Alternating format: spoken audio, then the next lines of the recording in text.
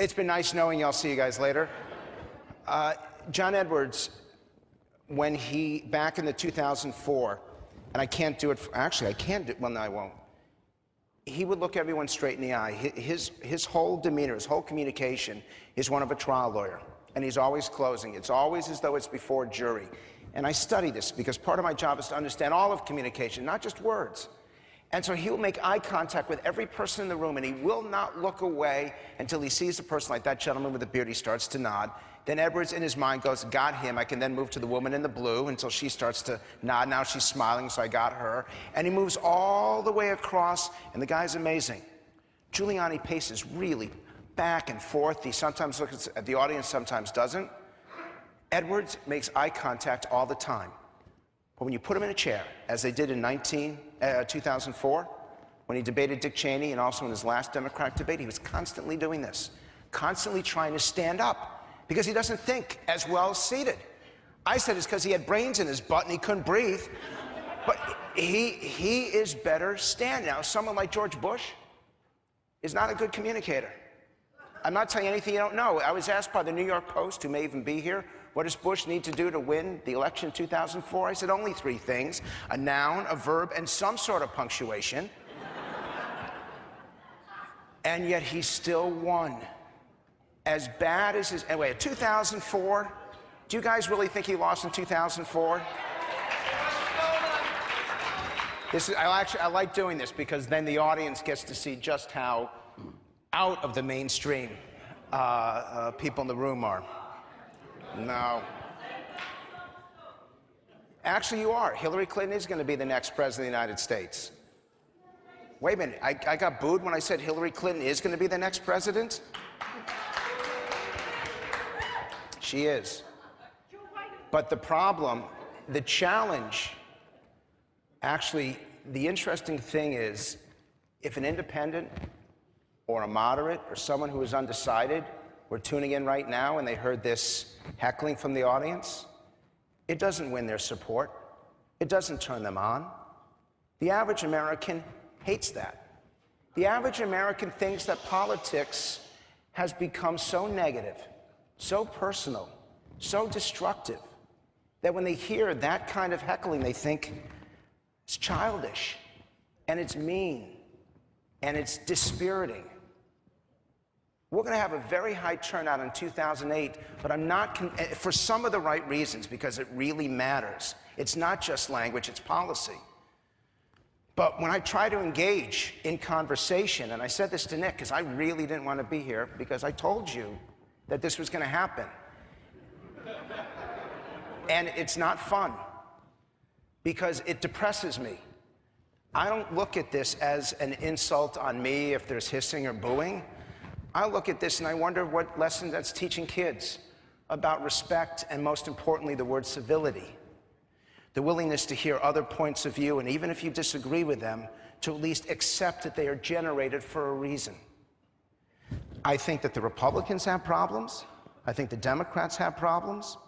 And I'm longing for a day when we can have a really spirited discussion and debate, and then go out and sit down together as friends and share a drink. And so let me show you some of the stuff that I came here to show you. Thank you for coming. Oh, thank you very much.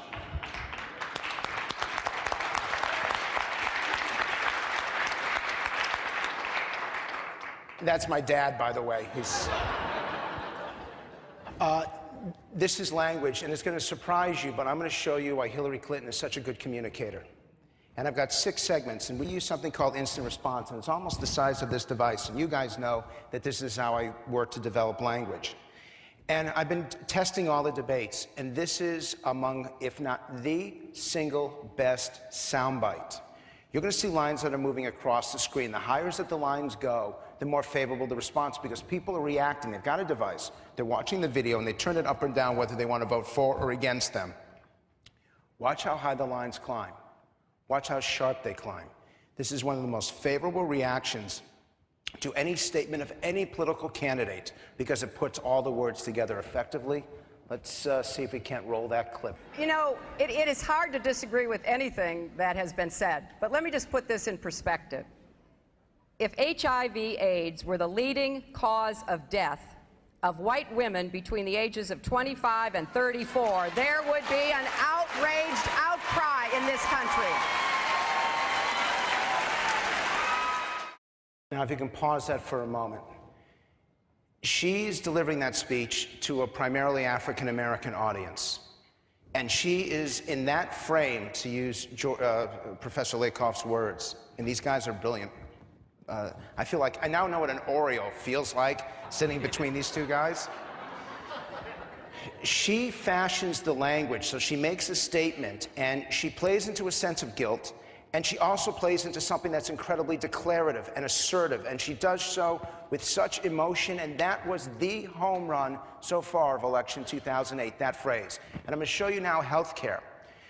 She's going to applaud the individuals who raised the question. She's going to mention certain diseases. She's going to declare an enemy, which are the pharmaceutical companies and insurance companies. She's going to talk about the principles of what healthcare should be, and then she's going to be declarative at the end. This is a 45-second response. One other thing about Hillary Clinton. You could cook a minute egg to her responses in these debates. She is so well disciplined. The minute waltz, you start it, you end it, right as the minute waltz ends, she's finishing. You compare that to Bill Richardson, the guy is still in Philadelphia debating from last week. Because there's a lesson. When the bell goes off in one of these debates, you all expect them to be finished. And if they can't explain it to you in 1 minute, you get angry. Some of these candidates haven't figured that out. Let's roll that Hillary clip so you can see perfect language on health care. Well, first, I want to thank Mark and Joel and Charity and Kim and Mike. You know, it's not easy coming in front of the entire world and talking about your Alzheimer's or your diabetes or your breast cancer or your disability. But the fact that this is happening in a country as rich as ours is just a national disgrace. And yes, I did try in '93 and '94, and I like to say I have the scars to show for it. But I learned a lot about what we have to do. And having a plan, yes, that's part of it. But more important, we have to have a sense of national commitment that universal health care is an American value.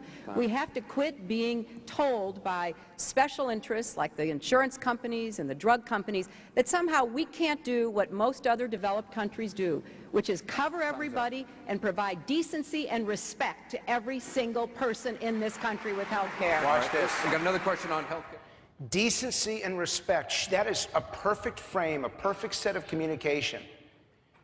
You use frame, I use context in terms of the words that we use.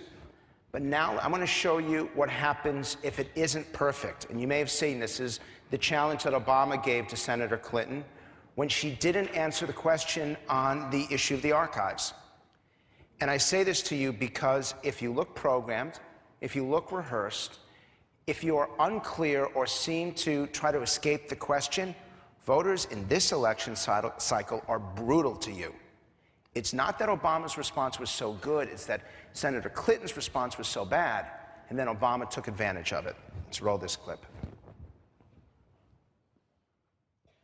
But there was a letter written by President Clinton specifically asking that any communication between you and the president not be made available to the public until 2012. Would you lift that ban?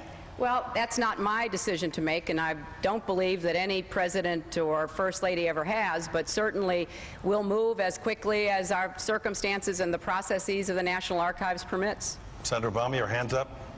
Well, look, I'm glad that Hillary took